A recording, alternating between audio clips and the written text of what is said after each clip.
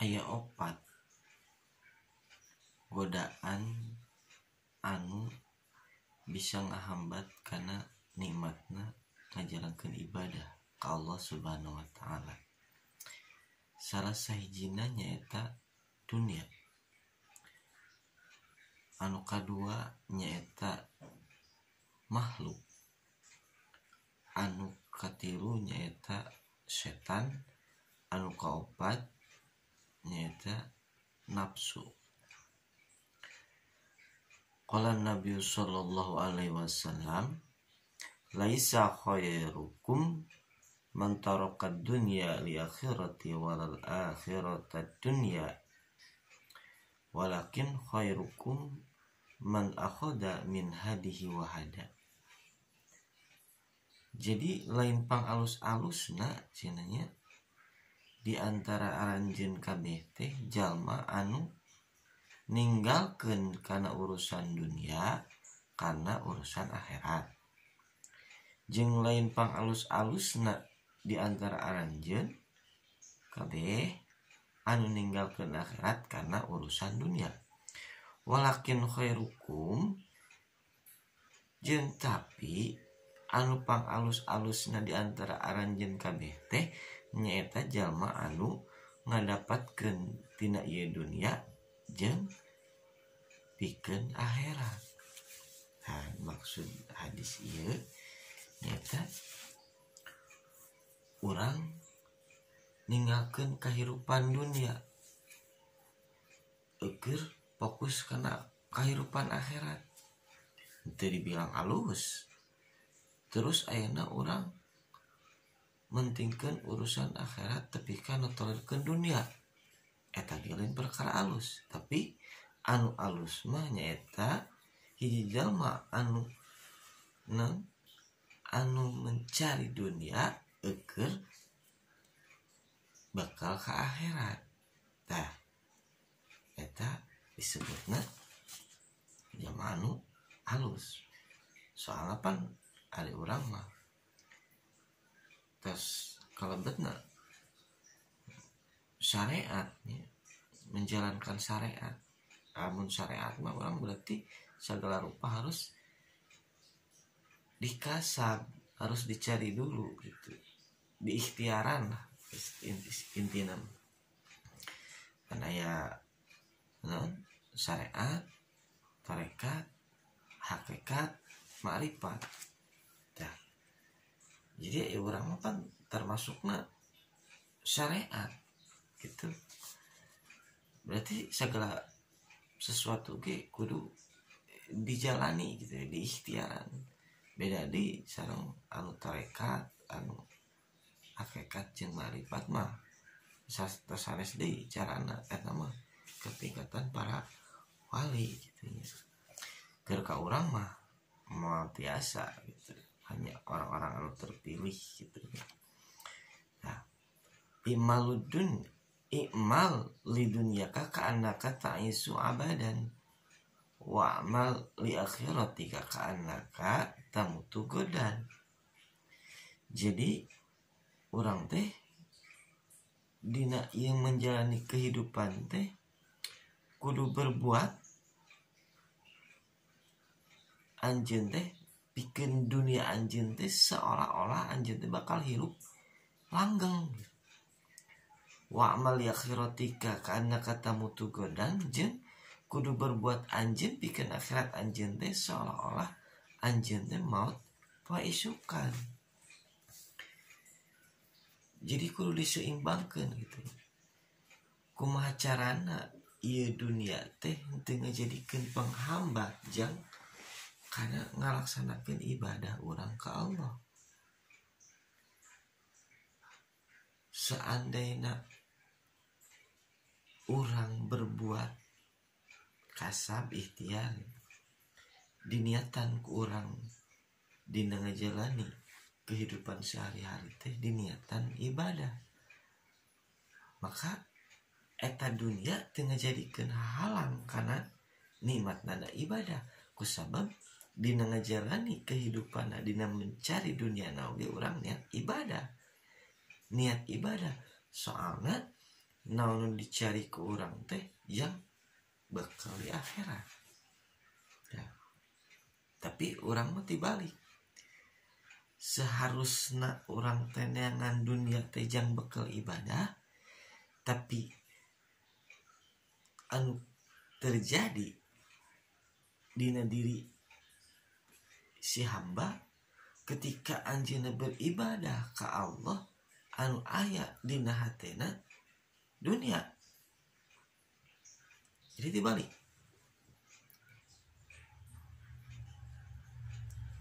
Sedangkan kieu nya lamun urang cinta ya ka Allah, urang dina ibadah, lamun dina ibadah urang berarti hati urang kudu fokus ka Allah. Nah, secara lamun diibaratkeun urang bogoh ka hiji awewe. Nah, terus si eta awewe teh nyahueun yen hate urang teh boga nu lain gitu. Heg apaleun kira-kira eta si awewe ngamak moal ngambek. Tak ayeuna dina urang ngalaksanakeun ibadah keur salat misalnya, dina waktu jero salat urang anu sakuduna urang teh hate teh manteng ka Gusti Allah, disebutna khusyuk. Akurkeun jeung diri urang dina waktu urang salat, kamana hate urang, terus kamana pikiran urang. Nah, dina nu tadi mah kemungkinan si awewe teh anu dipikir sepu urang ka boga urang ya, kemungkinan eta awewe antara nyaho jeung teu nyaho.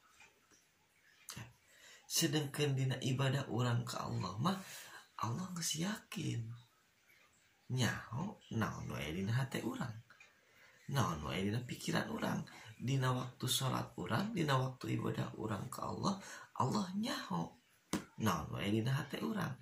Nya dina sajeroning eta salat teh urang teh inget teu ka Gusti Allah. Apakah urang mikiran dunia? Apakah anu aya dina hate urang teh selain Allah? Tah, pasti Allah ge moal resepkeun ka jelema anu dina waktu ibadahna, dina waktu salatna, tapi hatena henteu aya dina jero salatna. Naon nu ngajadikeun halangan geus moal jauh sekitar nu aya hubunganna jeung dunia. Nah, hiji urang bisa ngabuktikeun yen dina ibadah anu dilaksanakeun ku urang dihambat nyata ku 4 godaan, salah sijina nyata dunia. Dina waktu ibadah urang terhambat ku masalah dunia. Terbukti dina waktu sholat urang pikiran henteu aya dina jero sholat, hate urang teu husu, hate urang teu bersih, maka digunakeun ilmu tasawuf di dieu nyaeta keur ngabersihkeun hate urang tina godaan-godaan anu 4 ieu. Kumaha carana? Nyata urang kudu bisa kumaha carana ieu dunia supaya teu jadi penghalang kana ibadah urang. Nyata jadikeun ku urang ieu dunia teh jadikeun alat keur penyemangat ibadah urang, jadikeun alat keur ngaistiqomahkeun diri urang dina ibadah ka Allah. Jadi lain ulah neangan dunia, intina lain urang teu meunang boga dunia loba, tapi ulah sampai ka eta dunia anu dimiliki ku urang teh ngaganggu kana ibadah urang ka Allah. Intina dina waktu ibadah urang ka Allah lepaskeun dunia tina hate urang ya. Aya kisah hiji keluarga, nah adi lanceuk anu hiji hirupna di kampung, anu hiji di kota. Taruh di kampung teh seorang kiai gitu gaduh murid, cek si eta murid teh tuh cenah penakan non lanceuk kaula cenah di kota anu anjeunna teh seorang waliullah, jung silaturahmi ka itu nya dilaksanakeun ku si eta murid teh kitu nya. Dugi ka tempat anu dituju. Pas begitu dugi eta si lalaki nyata si muridna nu tadi teh heran gitu. Non heranna begitu penak jeung anu disebutkeun ku adina teh ternyata eta jalmi teh hiji jelma anu beunghar turun unggah mobil bari aya pengawalan ya, seolah-olah hampir teu nincak taneuh lah gitu. Banding ku beunghar-beungharna eta anu disebut waliullah teh aku ku adina. Tapi ka ngahulang manehna nya dina sajeroning tos silaturahmi teh naros ari anjeun kunaon tidak tadi teh bongong.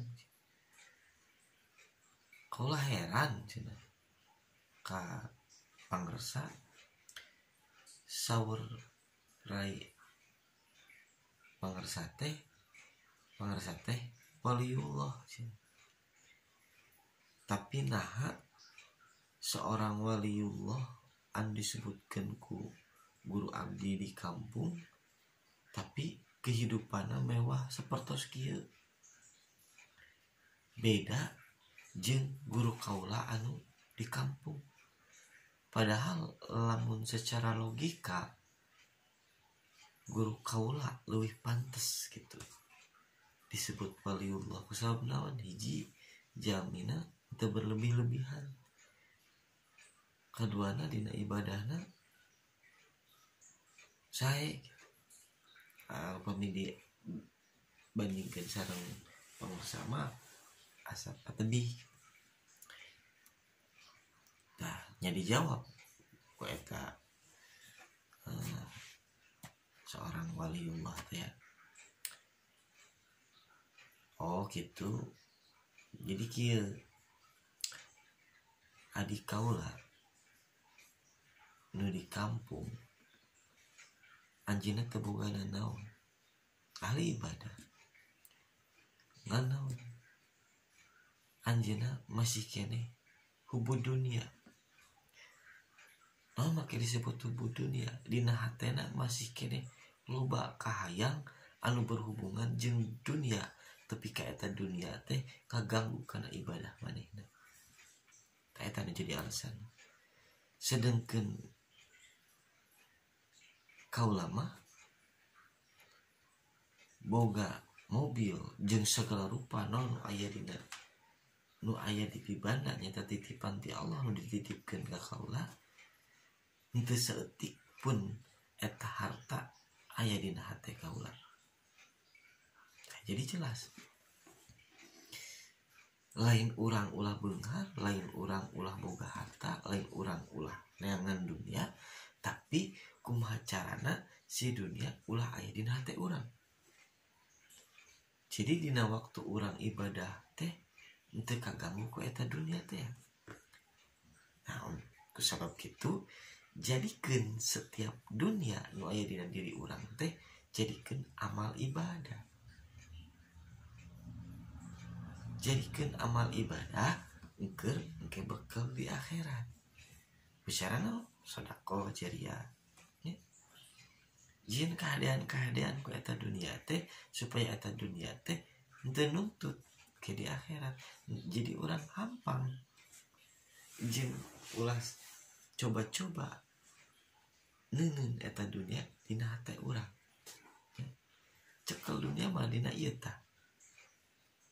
geus dina leungeun urang entong diasupkeun kana hate. Sabab lamun dunia geus asup kana hate, urang bakal dilimpudan ku kabingung jeung ku kasusah. Ya. Sebab dina eta dunia mah tipu dayana loba dina eta dunia. Sakumaha dina ayat Al-Qur'annya surat Al-Luqman, wa mal hayatud dunya illa mataul ghurur fala taghurrannakum mul hayatad dunya wala yaghurrannakum billahil ghurur. Eta ayat Al-Qur'an. Jadi kehidupan dunia mah eta penuh ku tipu daya gitu. Daya deui dina kehidupan dunia mah penuh ku tipu daya. Jadi orang ulah sampai katipu gitu. Ulah sampai katipu. Oh, eta dunia. Jadi jangan dunia, tapi eta si dunia teh jang bekal ibadah urang. Jangan dunia urang sodakokeun, pan jadi bekal. Ya, jadi bekal ke jang di akhirat. Ya kumaha? Ari jang ari jang konser, jang nonton Persib, jang nonton Jackmania atau jang nuturkeun kana kahayang nafsu urang mah sabaraha wae ge ditebak kitu nya. Ai giliran udunan jang muludan, jang rajaban 1.000, 2.000, 10.000 tapi ka gedena 100.000 ge kuatika ditungtut, kuatika dikiridit sabaraha kali mayar. Teu cara kana udunan ieu arek ngayakeun urang ngayakeun reuni misalkeun nya hiburan teh dangdut. Dirinya udunan sabaraha? Wah, urang 500.000 ditebak. Tapi giliran muludan mah nya dikikitiran 100.000 hese lunasna teh. Tah, eta ciri urang nya kana dunia, sifat hubud dunia urang kasieun. Sieun ku ngeluarkeun eta duit dipake anu teu sesuai jeung nafsu urang, sieun sieun teu mahilah yang isukan, sieun kumaha teh.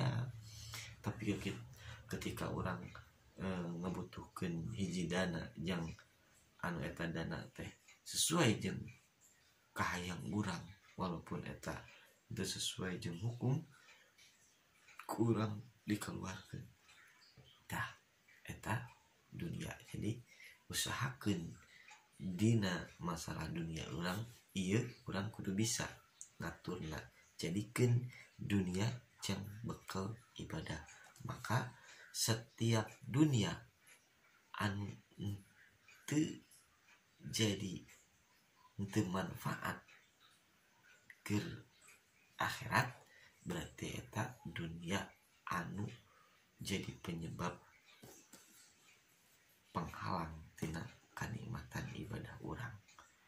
Bahkan eta dunia bakal ngajadikeun kapusing, bakal ngajadikeun kabingung keur ka urang lamun urang kakeunaan ku sifat hubud dunia gitu. Sebenarnya dia tina masalah dunia wah bahasan mau beres-beres gitu lamun dibahas, tapi urang ringkes gitunya. Nya intina urang kudu bisa menghadapi ieu dunia kumaha carana ieu dunia teh bisa bermanfaat keur bekal urang di akhirat, keur bekal ibadah urang dina ngalaksanakeun ibadah urang ka Allah. Ya. Tah, ieu salah sahijina nyata dunia. Cobaan anu kahiji ieu dunia bisa ngahambat kana nikmatna urang ngajalankeun ibadah ka Allah gitu. Jadi penghambat salah sahiji cobaan. anu kaduana, godaan anu kadua anu bisa ngahambat karena nikmatna ibadah orang ke Allah teh, tapi ka orang bisa karena mencapai makom istiqomah teh nyata anu kadua godaan ti makhluk anu model kumaha anu bisa ngahambat karena perjalanan ibadah orang menuju kana makom istiqomah. Nyata hiji makhluk anu ngajak ke orang kana kagorengan. Nyata model babaturan sahabat orang anu sok ngajak kana jalan anu teu dipikari ku Allah. Misal orang mustuman ya mingguan rutinannya kari-kari sabab orang bersahabat jeung hiji jalma teh, tapi ka eta jalma teh begitu orang arek berangkat minggunan mending ya nama orang nonton dangdut ya, orang nonton dangdut kenalah mingguan mah kege aya deui. Nah, eta hiji makhluk godaan kan. Tadina orang arek berangkat ka pengajian ka tolab ilmu anu hukumna wajib, tiba-tiba aya hiji sahabat anu ngajak karena perkara anu maksiat gitu. Nah, setiap makhluk anu ngajurung karena maksiat berarti eta makhluk anu menjadikan godaan ka diri orang ka menuju ke tempat istiqomah orang nyata karena kenikmatan ibadah orang. Cenah orang moal mingguan mah kaya deui rutinan mah kaya deui mending nama orang laju dangdut setahun sekali ge biheung sakeun Agustusannya di dieu mah rame Jampang mah ya pasar malam. Orang ulin ka ditu ke pasar malam aya dangdut di ditu rame. Kita orang teu boga duit, teu boga beli rokok di. Tenang, aya duit mah tenang di jajanan ku urang. Ya, kusabab urang arek di jajanan terus di dituna urang dangdut teh cocok jeung nafsu urang. Lah tungtungna mah urang kagoda ajak tah ku makhluk salah sahiji sahabat urang nu dibilang eta teh makhluk, tapi eta makhluk ngajadikeun godaan ka diri urang.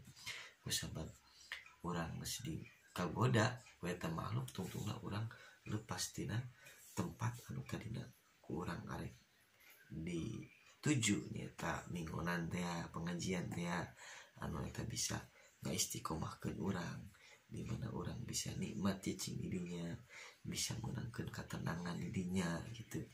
Tapi kusabab orang kagoda ku eta hiji makhluk, tapi ka orang nu tadina orang arek menang pahala malah menang dosa. Nah, eta salah sahiji godaan tina orang bisa menangkan kenikmatan ibadah ka Allah Subhanahu wa taala. Hiji dunia, dua makhluk. Ya, tetap orang sebisa mungkin gitunya kudu ujilah gitu. Ujilah teh ngasingkeun diri ti babaturan anu teu jelas anu bisa mawa urang ka tempat-tempat teu bener, terus anu bisa mawa urang kana ngadaharan anu teu halal, karena minuman teu halal. Misalkan maneh mah ortodok tinggalin zaman cenah ngadaharan teh bajigur bandrek cia sekali-kali mah whisky tika dibere naik gratis teu kudu mayar.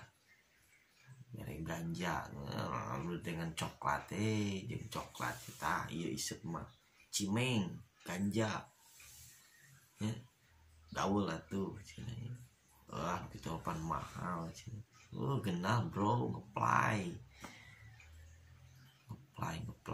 Hongkong ge lo nu aya nah awalna diberek digratiskeun akhir-akhirna urang nya da kusabab geus ketagihan meuli maksakeun tapi ka sagala pihak tapi ka urang hilang kesadaran kitarina urang aya di tempat anu diridhoi ku Allah kan kusabab urang kagoda ku makhluk nyata dibawa ka jalan anu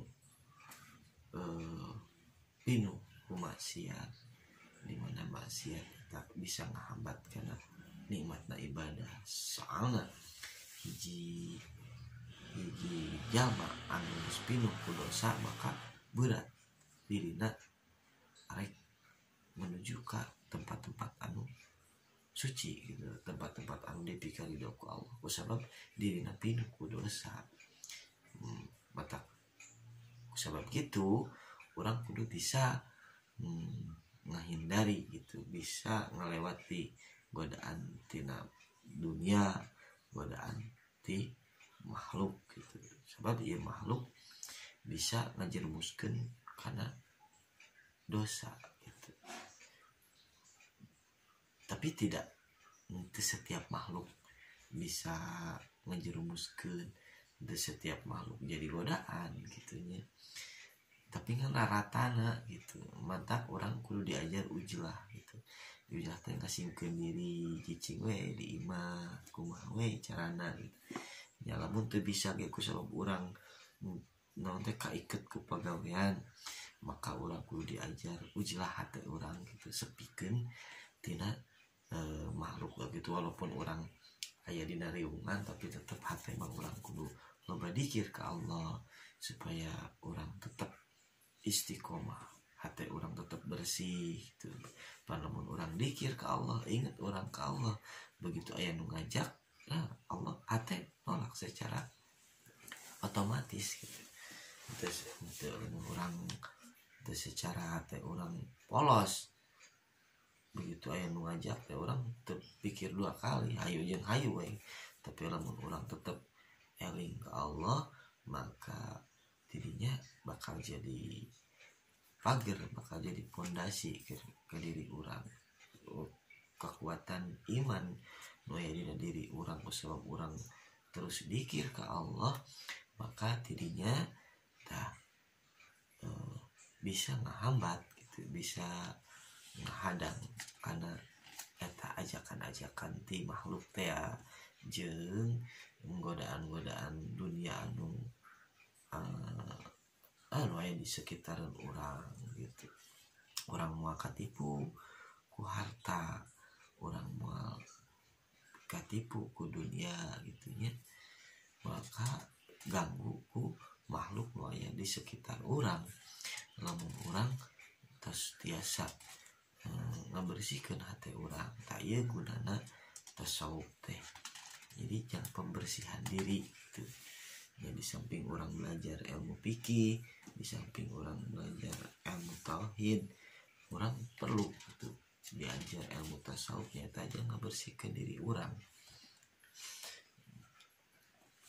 ya orang perlu oge tauhid orang mungkin bisa beribadah namun orang terpercaya karena ketauhidan orang tauhid orang yakin ayana Allah ya tapi dina keyakinan eta orang tong jero teuing nyata kudu sebatas percaya lamun eta di masih keneh di aya dina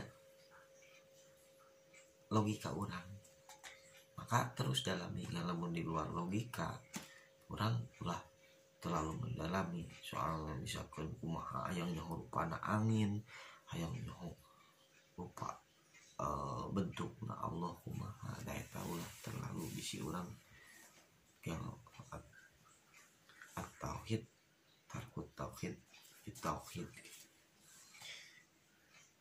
jadi ulah terlalu dalam dina mendalami tauhid lamun eta geus aya di luar logika urang. Eta anu hiji urang kudu bisa ngalewati cobaan teh nyaeta tina godaan dunia tirupi-rupi moh eta keluarga oge istri anak ya terus jeung harta eta termasuk dunia nya urang kudu bisa ngendalikeun dunia anu aya di sekitar urang supaya eta dunia teh ngajadikeun ladang ibadah urang secara dina hadis nya ad-dunya majra'atul akhirah ai dunia teh nyaeta tempat pepelakan gitu pikeun akhirat, tempat pepelakan. Maka setiap perkara anu dijieun gitu dina eta dunia bakal ngajadikeun bekal urang ke di akhirat. Mari kitu jadikeun ieu dunia teh ladang atau kebun gitu, kebun pepelakan urang jeung sampuran urang ke di akhirat. Nah, eta jadikeun dunia. Jeung teangan deui makhluk anu bisa jadi sahabat ke di akhirat. Nyata mana contohna nya urang anu kudu deukeutan mah lain jelema anu bisa mawa urang kana maksiat, tapi teangan ku urang sahabat anu bisa ngajak urang kana taat ke Allah Subhanahu wa taala. Seperti enak sahabat-sahabat anu aya di majelis taklim, para kiai, para ulama, para ustad, para ajengan, ta eta nu urang kudu dideuketan mah. Lamun urang teu bisa maka urang kudu diajar ujlah teh nyata ngasingkeun diri urang. Lamun urang teu bisa cicing di imah kusabab urang terikat ku pekerjaan, maka urang kudu ujlah hate urang gitu. Urang kudu bisa naon ulah sampai ka urang kabawa arus gitu. Tetep kuatkeun hate urang ku dikir-dikir urang ka Allah, tetep eling ka Allah. Maka lamun geus bisa kitu dina luar salat, dina luar ibadah urang geus bisa menghadapi eta dunia jeung makhluk, maka dina jero salat oge maka urang bisa gitu nya menghadapina, bisa urang fokus. Maka urang mau meunang bebantu Allah secara tadi teh lamun urang dina jero salat seharusna urang fokus kalau diibadahan ku urang ya, kalau diibadahan ku urang maka anu diibadahan ku urang teh ningali ka urang teh cinta ka urang. Ngan lamun ketika urang ngalaksanakeun ibadah ka Allah terus dina hate urang aya selain ti Allah, maka bebendu Allah datang ka urang secara tadi teh urang boga kabogo, boga awe nu dipikir resep urang, hek awe teh nyahoeun yen urang teh boga nu lain nu aya dina hate urang teh lain manehna nya pasti amakeun pan. Sedangkan Allah mah geus pasti nyaho ketika urang keur salat nya, ketika urang ngalaksanakeun salat ka Allah urang inget ka selain Allah, Allah geus nyaho eusi hate urang. Nah, pasti pan Allah bendu ka urang. Sampurna teu nya ai cek hukum fikihna mah meureunannya nu penting mah urang cumpon non rukun jeung syarat salatna sah, tapi tetep aturan hati urang ditilai ku Allah Subhanahu wa taala ya. Tetap urang kudu diajar tasawuf, diajar ngabersihkeun diri dina selagi urang luar ibadah nu wajib gitu lah dina sehari-hari, dina kehidupan sehari-hari kayak orang jadikeun setiap pekerjaan, setiap pakasaban urang boh eta dina arek dina tanina, boh arek dina eta ke urang keur pegawai negeri boh urang arek dina dagangna. Coba semisal urang keur tani, keur di sawah atau keur di kebun, tetep hate urang teh eling ka Allah. Bari dadamel teh nya, bari urang dadamel teh eling urang teh terus ka Allah Subhanahu wa taala teh. Bari dikir terus urang eling ka Allah, maka pagawean anu dilaksanakeun ku urang teh jadi ibadah. Terus dina waktu dagangna misalkan urang keur ngaladangan nya, urang begitu urang ngaladangan teh begitu orang ijab kabul setelah terima barang, misalkan abdi nampi ya atosna nyangakeun balanjaana sing manfaat sing barokah ya, sing jadi barokah kangge anjeun barangna, sing barokah kangge abdi artosna ya. Pan tidinya urang geus begitu beres ijab kabul, urang syukuran ka Allah, ya Allah alhamdulillah mugi-mugi nya ieu artos teh janten kaberkahan kangge abdi, sareng jantenkeun Gusti negeri si abdi teh dinten ayeuna teh langkung sae ti dinten kamari kitu nya. Cak diajar gitu emut sim abdi nuju ka pungkurnya, nuju usaha di luar kota ya, begitu penglaris alhamdulillah, terus penglaris deui alhamdulillah, bari syukur terus ke Allah. Setiap orang ijab kabul, setiap orang ngejual barang teh orang alhamdulillah syukur alhamdulillah alhamdulillah. Tapi kaberes orang usaha ge orang ucapkan alhamdulillah ke Allah Subhanahu wa taala, syukuran karena nikmat di Allah nya. Arek saalit arek agung eta tos papasten tos kepastian di Allah da tos diatur ku Allah, dan orang yakin di mana orang naon syukur karena nikmat dari paling ku Allah, Allah pasti nambihan la in syakartum la azidannakum wa in kafartum in adzabi lasadid. Tah koncina hirup orang bisa nganikmati dunia orang ku cara orang nyukuran karena nikmat anu tos dipaparin ku Allah ka urang. Tapi jelma anu teu bisa syukur sok sanajan loba duniana, loba harta jeung itu ieuna, tapi lamun can bisa syukur ka Allah, anjeunna moal menang ketenangan, malah suatu saat bakal dibebeutkeun ku Allah eta jelma.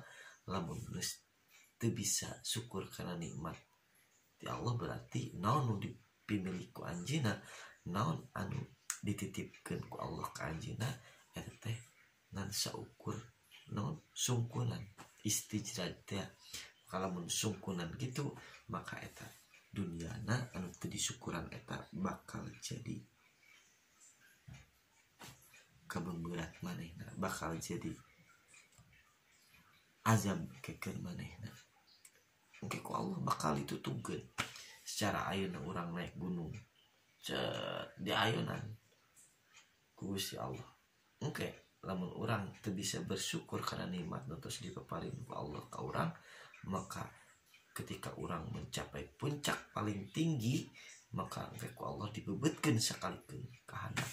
Tapi ka urang jelma anu pangpayah-payahna tah, lamun teu dibuktikeun ke di dunia, maka Allah bakal disakalikeun ke di akhirat azabna anu banget beurih-beurihna. Tah margi ku kitu sok urang kudu pandai bersyukur ya. Lamun urang ayeuna dina kaayaan teu mampu, dina kaayaan kakurangan, urang kudu sadar. Tah tina sadar eta urang bakal timbul kasabaran. Nah, kasabaran eta kunci keur ka jalma anu kakurangan. Lagi setiap jalmi ge nya tos di pasian milik rezekina ageung saalitna gitu. Jeung salarasna mah da sadayana jalmi oge kitu nya. Naon teh terkadang mah narimakeun gitu syukuran dan dirina teh dirizkian ku Allah gitu. Dan kadang anu jadi perbedaanna gitu nya si eta jalmi teh henteu tarima gitu karena jatahna gitu. Sebab teu tarima eta jadi tilap kana syukurna. Jadi ketika dirina dipasihan rezeki misalkan 50.000, jadi henteu nyukuran kanu 50.000 na, tapi ningali batur anu dirizkian 500.000. Jadi moal bisa syukur lamun jalmi berpikirna seperti gitu. Jadi jalmi anu bersyukur mah mensyukuri nikmat yang ia dapatkan, bukan melihat nikmat yang mereka dapatkan. Karena kalau kita melihat apa yang mereka dapatkan, kita akan merasa sakit dan kita tidak akan menyadari apa yang telah Allah berikan. Naon terus dipaparinkeun ku Allah ka urang ya, kun lamun di pikiran tah kun ningali ku bisa ningali we urang geus moal kasyukuran nikmat urangnya, nikmat soca. Ayeuna urang bisa ningali dengan jelas dipasihan we panyakit soca anu nyerina kacida, tah urang geus leungit eta kanikmatan. Coba urang bisa mensyukuri nikmat anu aya dina diri urang, urang geus moal ngerasa diri urang teu boga, urang tetap bisa bersyukur ke Allah gitu. Tah kembali di kan tadi hiji, lamun urang hayang nikmat dina ngalaksanakeun ibadah ka Allah teh nyata salah sajina urang kudu bisa ngalewati rintangan nu kahiji nyaeta dunia, kumaha carana ieu dunia supaya jadi bekal jang ibadah urang ka Allah teh jadikeun pepelakan di dunia teh jin pepelakan jang bekal ka akhirat. Tah eta kuncina gitu nya. Kadua teangan ku urang makhluk, sabab ieu makhluk godaan urang jang menuju kana makom istiqomah.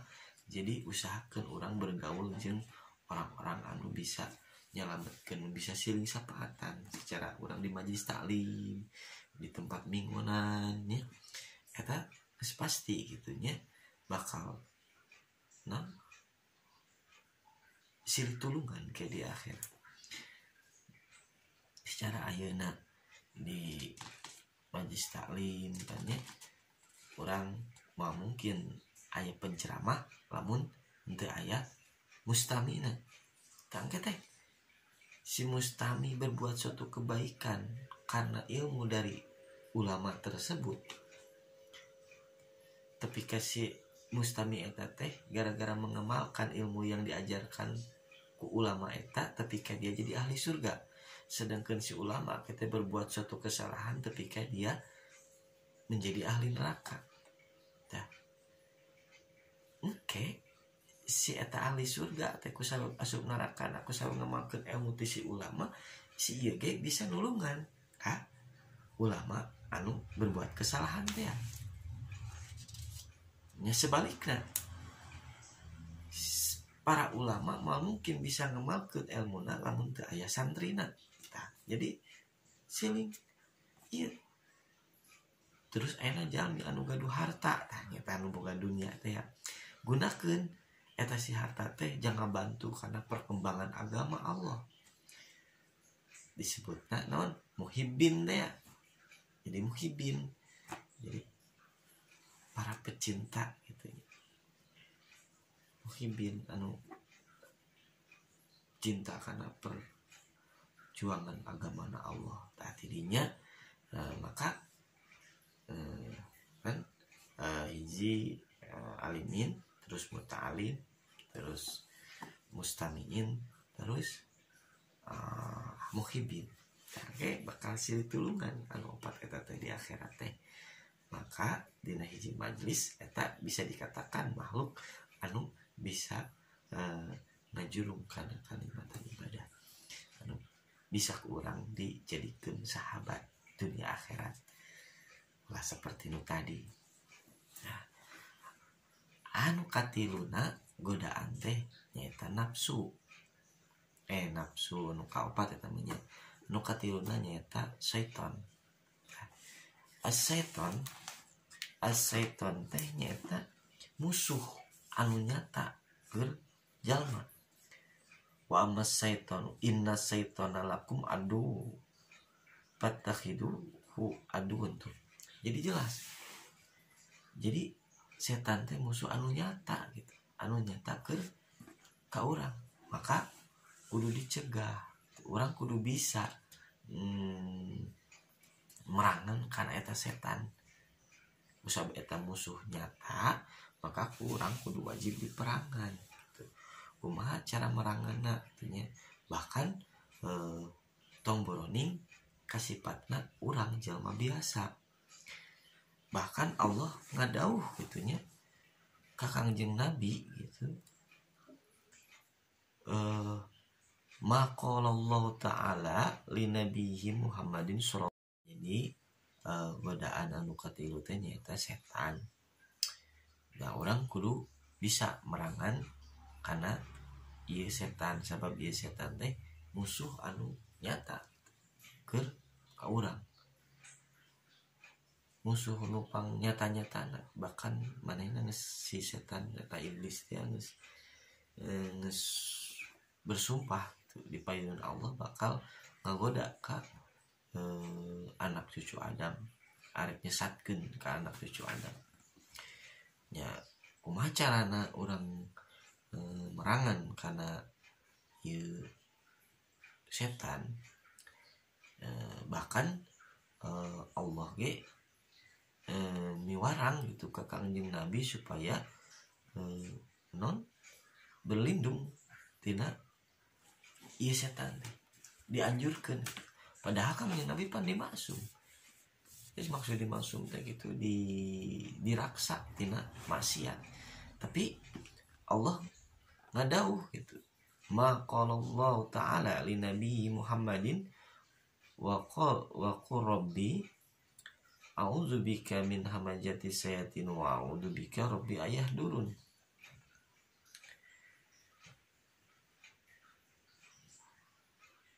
Jadi disarankan gitu Kangjeng Nabi ku Allah supaya naon nyata berlindung gitu tina nyungkeun pangraksa tina min hamajati sayatini tina godaan setan. Jeung kudu nyungkeun pangraksa ti Gusti tina hadirna eta setan. Sakitu teh Kangjeng Nabi teh dimaksum, tapi dia anjurkeun kudu nyungkeun pangraksa tina godaan setan. Komo deui urangnya anu babari kagoda ku setan. Nah, tina naon nyungkeun pangraksa teh nya. Urang nyungkeun pangraksa tina setan teh tina waktu urang ibadah ka Allah, tina waktu sholat, tina waktu baca Quran, jeung paling penting eta dina waktu perlindungan urang teh nyungkeun pangraksa ti Allah teh dina nalika maut. Bagi eta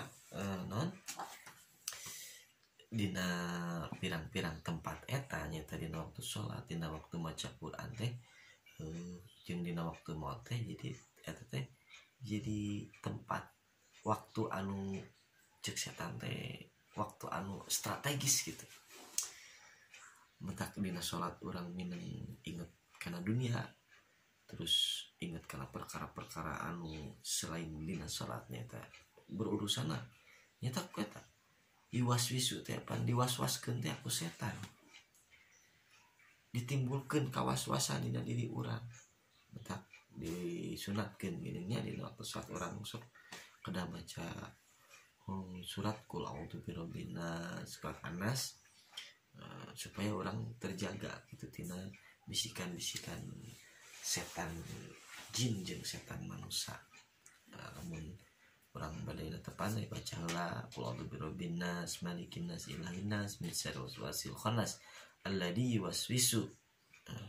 yuwaswisu anu ngawaswaskeun bisudurin nas dina hate jelema. Nah, mangga kitu urang kudu bisa merangan eta si setan eta salah sahijina urang nyungkeun pangraksa ti Allah eta pengucapkeun maka dina bade abdas geuningan urang sok dibiasakeun maca nyata nu tadi teh Rabbi a'udzubika min hamajatis syayatin wa a'udzubika rabbi ayahdurun, supaya urang dijaga dina waktu wudu urang, dina waktu salat urang, supaya urang teu hate urang teu ka manakara gitu. Tak usahakeun urang husuk istiqomah husuk dina ngalaksanakeun ibadah-ibadah urang eta ku cara dibiasakeun dina sajroning urang ibadah wajib urang tumankeun hate urang mikir ka Allah Subhanahu wa taala. Jadi dina waktu urang ngalaksanakeun ibadah wajib teh urang bisa husuk gitu ya ngalaksanakeun ibadahna. Terus nu kahiji nyata urang kudu ngeta pangraksa dina waktu salat urang. Anu kadua urang kudu minta diraksa tina gangguan setan teh dina waktu maca Quran. Teu seueur pan ayeuna wah maca Yasin. Bismillahirrahmanirrahim. Yasin al-Qur'anil hakim innaka laminal mursalin shiratal mustaqim jadi shiratal ladina gitu. Yasin al-Qur'anil hakim innaka laminal mursalin shiratal mustaqim tanzilul azizir rahim litundira qauman bil abtal ghafilin. Nah, dina pembacaan Al-Qur'an kadang urang ya sok tergesa-gesa. Tah eta sifat tergesa-gesa teh sebenarnya sifat di setan eta bisikan-bisikan setan. Supaya urang maca Yasin teh emang dina setiap Jumat urang maca Yasin. Tapi maca Yasin teh urang teh asal maca. Sedengkeun dina pembacaan Al-Qur'an urang kudu bisa makhorijul huruf, tajwid. Nah kudu bener. Ya. Ayeuna cenah urang teu bisa maca tajwid. Antum anta umur sabaraha tahun. Terus misal umur 40 tahun. Dina sajroning 40 tahun eta engke urang arek ngajawab naon ka Allah. Misal ya. Anjeun asup neraka ku sabab anjeun taledor dina maca Quran teu make tajwid.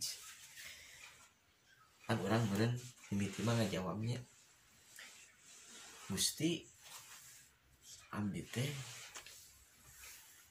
ku sabab maca Quran teu jeung tajwidna teh da abdi teh diajar. Pan Gusti malikeun, Allah malikeun pertanyaan. Anjeun diberi umur sabaraha tahun? Misal 60 tahun. Terus salila 60 tahun eta nya anjeun teu bisa belajar tajwid. Sedengkeun di alam dunia ayeuna mingguan saminggu sakali arek belajar tajwid ku Allah diberi jalan kitab anu tadi dengan ukur bisa dibaca ku para kiai ayeuna mah loba anu diterjemahkeun. Belajar tajwid teh bisa ku teori dina maca buku, praktek langsung bisa dijalankeun jeung babaturan jeung pokona nama jeung sasaha bisa gitu. Tah eta teh hiji jang dalil Allah memudahkan berbagai sarana di alam dunia ieu tepi ka ayeuna berbagai macam ilmu dimudahkeun ku Allah. Tepi ka kitab ayat terjemahna, tepi ka Quran ayat tafsiran, tapi ka sagala rupa aya dimudahkeun ku Allah jalan. Terus urang ke di akhirat arek naon, arek ngajawab kumaha dina nalika urang teu bener salat. Kunaon anjeun salat teh teu fokus, teu eling ka kaula? Kunaon anjeun ngalaksanakeun salat teh bari hate ka manakat? Nyepan Gusti ai batur mah salat husu teh da nyaho hartina. Terus anjeun selama dibere umur 60 tahun, 50 tahun atau 30 tahun nya teu pernah belajar. Pan geus direjaan yen nuntut ilmu teh wajib. Nu disebut wajib teh tah maksudna teh eta. Kaula geus mere kamudahan ku ayeuna terjemahan, ku ayeuna naon teh supaya anjeun teh bisa belajar tina eta kamudahan, supaya anjeun teh bisa ngarti, supaya anjeun teh bisa nyaho harti salat teh. Lamun anjeun era nanyakeun ka kiai, belajar ka kiai, tah eta tinggal meuli banyak cenah meureunnan aya pulsa saudu-udung jeung kuota kabeuli pake nonton YouTube jeung Facebook kabeuli. Aya giliran jang meuli buku panduan salat teu kabeuli anu hargana 5.000 perak. Ulah ka jawab kumaha ka di akhirat. Lamun ku Allah ditaros model kitu. Terus dina eta ge kitu. Dina maca Quran. Urang arek ngajawab teu bisa tajwid kumaha. Cenah urang teu diajar. Pan kiai ena mah henteu we sakampung teh 3 kadang mah 4 kadang mah. Kunaon make diacuhkeun, kunaon make diantepkeun, kunaon ku urang teh didatangan, kunaon urang teh belajar. Pan urang teh hirup teh kudu utlubul ilma minal mahdi ilalah di nyangan ilmu teh pan timiti hirup tepi ka pae, timiti di ais nepi ka di pais. Naon hunggul atuh anjeun teh di alam dunia teh ripuh panda. Mantak orang kudu hati-hati dina ngalaksanakeun salat, orang kudu khusyuk dina maca Quran, orang kudu tartil, kudu bener makharijul hurufna. Lamun teu bisa geuwat urang kudu diajar. Ya.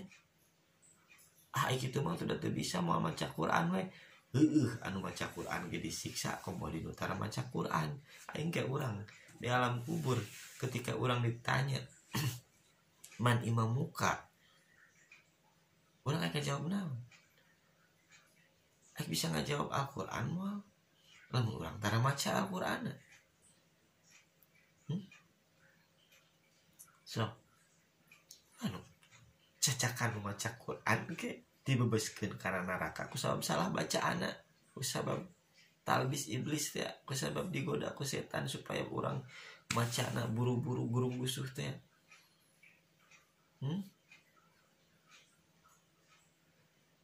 Sok anu maca oge geus dikubruskeun ku Allah kana neraka ku sabab maca Quran dan guru busuk sabab kagoda ku setan daya komo deui nu tara. Itu berarti geus bener-bener jadi sahabatna setan, da setan mah tara maca Quran. Berarti jelema nu tara maca Quran berarti eta naon? Setan. Itu. Terus urang kudu minta perlindungan ka Allah teh dina nalika maut urang. Ya. Tak abdi mah paling resep doa selamat. Allahumma inna nas'aluka salamatan fid dini, yang selamatkeun dina agama abdi. Wa afiatan fil jasad, wa ziyadatan fil ilmi, nambah ilmu abdi. Wa barakatan fil rizki, dibarokahkeun rezeki abdi. Allahumma inna nas'aluka salamatan fid dini wa afiatan fil jasad wa ziyadatan fil ilmi wa barakatan fil rizki wa taubatan qabla maut, bisa taubat sananeh maut. Wa maghfiratan ba'dal maut, jeung dihampura sabada maut. wa mahawin alaina fi syakaratil maut sehingga gampang dilancarkeun dina waktu sakarat maut. Tak urang nya tak perlindung di dinya dina waktu maut urang. Sebab dina waktu maut teh kita urang teh bakal dihadapkeun jeung hiji kumanya keayaan anu teu pernah dibayangkeun ku urang samemeh, di mana sahabat-sahabat urang mangrupa eta setan teh mangrupakeun hiji sahabat, bisa nyalupaan guru, bisa nyalupaan indung bapak, anu tujuanna arek ngubruskeun urang supaya urang maot aya dina kakupuran. Tak urang bisa ngalewati eta rintangan maut urang tergantung nya ayeuna gitu. Lamun selama hirup urang hate urang terus eling ka Allah, dikir ka Allah, nya urang bisa ngalewati dunia kolot asup dunia segala rupa anu aya di dunia ieu teh seolah-olah godaan bakal muncul ke dina waktu maut urang. Da urang bisa moal ngahadapina lamun dina sehari-hari urang selalu eling ka Allah, dikir ka Allah, terus urang minta perlindungan ke Allah, maka tos pasti ketika urang dina waktu sakaratul maut kesau urang sok berdoa ke Allah minta dimudahkeun dina sakaratul maut, urang dihampura saenggeus maut. Mantap tidinya urang bisa terbebas tina godaan setan. Nah tidinya soalnya setan mah pan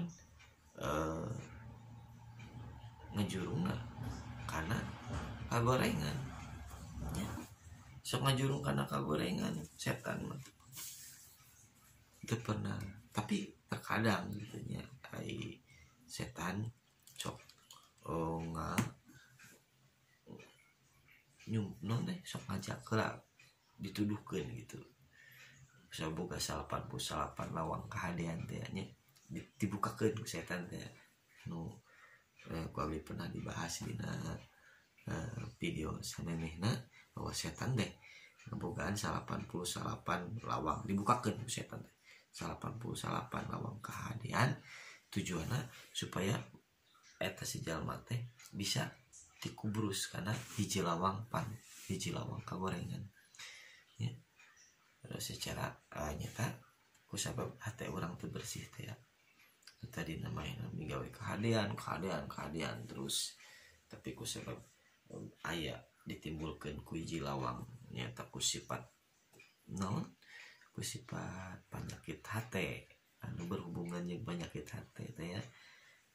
Tadina orang berbuat hiji kebaikan karena Allah dan kusal ditimbulkeun dina hate anu diganggu digoda ku iblis ya, tapi timbul sikap ujub ria takabur gumede atawa sum'ah jeung segala rupa penyakit hate.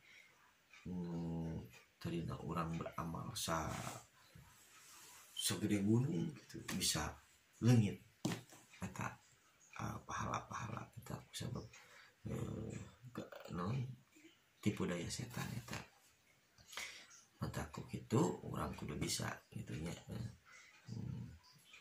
ngalawan ieu setan nya anu ka opatna godaan anu terakhir anu bisa ngahambat kana nikmatna orang dina ngalaksanakeun ibadah nyaeta mencapai orang kana masuk makom istiqomah nyaeta nafsu. Tah ai nafsu ieu ai nafsu teh nyaeta bukti gitunya geus bisa disaksian ku urang ya nafsu teh sok ngajak kana kagorengan gitu. Hiji nafsu teh nyaeta hiji aya nafsu nafsu amarah, di mana nafsu amarah ieu sok mecut gitu sok ngajurung kana kagorengan. Tah ieu nafsu mun dibahas ieu pampanjangna gitu nya dina godaan ieu, tapi urang singkat urang kudu bisa ngendalikeun nafsu kumaha carana. dina nafsu ieu hiji aya nafsu amarah, di mana nafsu amarah ieu sok ngajurung ke diri orang supaya terus migawe kana kagorengan menimbulna kana emosi disebut amarah nya. Amar teh nyata marentah gitu. Amarah teh jadi sok nafsu anu sok marentah ngan marentahna kana perkara anu goreng. Terus anu kadua nyata naon mimiti nyata nafsu amarah nya tina amarah terus karena nafsu non mutmainnah nah, terus karena nafsu mutmainnah kalau nafsu mutmainnah mah orang kudu bisa numpas si nafsu amarah supaya karena nafsu mutmainnah. Ai mutmainnah mah begitu, ai amarah mah begitu orang migawe dosa teh orang teu masa boga dosa bablas we terus. Dan ketika orang bisa numpas nafsu amarah maka bakal naik karena pangkat nafsu mutmainnah. Tidinya orang begitu migawe dosa teh sok boga rumasa gitu. Boga rumasa orang migawe dosa jeung timbul hayang tobat. Terus lamun urang geus bisa numpas anu kaduanya ta mutmainnah ge bakal turun karena nafsu mulhimah nyata nafsu anu atas dasar ilham. Jadi itu tidinya geus begitu urang bisa rumasa nyata boga urang geus ngendalikeun nafsu amarah jadi nafsu mutmainnah terus karena nafsu mulhimah. Geus tina nafsu mulhimah ngestina nafsu mulhimah nyata orang menang ilham di Allah ketika orang aya dina tempat tobat gitunya dina tempat tobat tadi teh maksudnya hiji amarah dina amarah teh terus karena mulhimah mulhimahnya lawama kieu mimiti nafsu teh yang paling 7 hiji amarah tadi di mana amarah ieu masuk merintah kana kagorengan terus di kadinya teh terus naik karena lawama mah nyata orang rumasa begitu orang migawe dosa teh rumasa migawe dosa terus orang hayang tobat jadinya turun karena nafsu mulhimah. Mulhimah orang menang pituduh menang ilham ti Allah ya istina nafsu mulhimah karena mutmainnah istina mutmainnah beki alus tapi kan tingkatan non rodiyah mardiyah jadi nafsu anu ridho gitu dina urang ngalaksanakeun ibadah terus mardiyah mah nyata anu mardiyah nyata sami kitu nya anu ridho dina urang ngalaksanakeun ibadah ka Allah. Jadi nafsu teh ngajurung kana ibadah ka Allah kana peribadahan anu ka tujuan mah nafsu kamilah eta mah moal aya dina diri urang da eta mah nganukur nafsu kamilah mah ayana di Kangjeng Nabi Muhammad sallallahu alaihi wasallam. Tah ieu pembahasan anu opat ieu saresna lamun dibahas masalah hiji dunia oge bisa dibahas ku sabaraha satahun ge mah beres kitu nya lamun dibahas kita masalah dunia dina godaan jeung pancabahyana jeung non pancabahyana jeung cara ieu mah kuseup disingkat kitu nya mudah-mudahan ya non disampaikan di awal di akhir teh bisa aya manfaatna kitu nya kalau anu ningali kana ieu video ya mudah-mudahan ieu berguna kanggo kehidupan urang dina ngalaksanakeun ibadah urang ka Allah Subhanahu wa taala. Amin ya Allah ya rabbal alamin. Assalamualaikum warahmatullahi wabarakatuh.